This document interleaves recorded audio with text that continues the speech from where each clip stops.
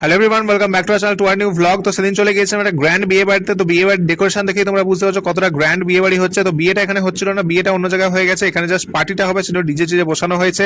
এদিকে আছে mocktail counter, ওদিকে আরো পকোড়া ফুচকা এসব স্টল আছে। And তারপর তোমাদেরকে আমাদের ব্রাইড গ্রুম মানে আজকে অনিন্দিতা দি এন্ড সৌরভ দা দুজনের বিয়ে ছিল, তোমাদেরকে দেখিয়ে দিলাম। পাশে মাও ছিল, তোমাদেরকে সবাইকে একসঙ্গে দেখিয়ে দিলাম।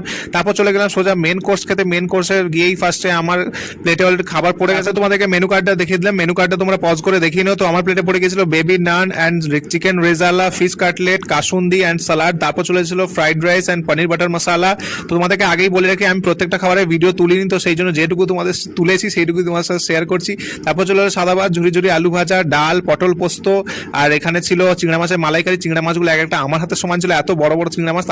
তারপর মাটন কষা, তারপর তো পান, আইসক্রিম, এগুলো তো ছিল। আজকে বিয়ে বাড়ি খাওয়া দাওয়া কেমন লাগলো সেটা অবশ্যই কমেন্ট করে জানিও। আমরা তো দারুণ এনজয় করেছি। দেখা হচ্ছে তোমার সাথে নেক্সট ব্লগে। আজকের মতো বাই, গুড নাইট।